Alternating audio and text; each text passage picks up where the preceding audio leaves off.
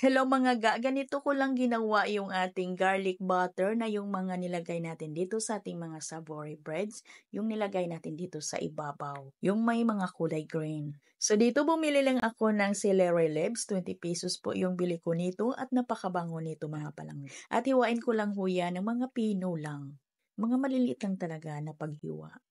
At lagyan ko ito ng 110 grams ng refrigerated margarine. Mas masarap talaga dito gamitin yung real butter. Kaso nga lang wala akong budget kaya ito lang yung refrigerated margarine yung ginamit ko. At lagyan ko ito ng 1/4 cup ng flour at kunti lang na asin. At lagyan lang natin ito ng mayonnaise at ito na yung ating bawang. Durugin lang natin ng pinong-pin. At naglagay din ako dito ng red bell pepper. At para hindi masyadong runny mga ga, ay nag-add ako dito ng mayonnaise. Nasa 1/2 cups na lahat yung mayonnaise natin na nilagay. At pwede na natin itong ilipat sa ating mga plastic piping bag at ilagay natin dito sa ating mga dough. Yung ating bawang at celery leaves ay tansyahin nyo lang talaga. Napakabango yung ginawa natin na sauce at ang sarap. At dito ay nag-add ako ng toppings na carrots. Carrots po itong yung mga maliliit na kulay orange. Naglagay ako dito ng hotdog, pepperoni, yung egg natin mga ga na boiled egg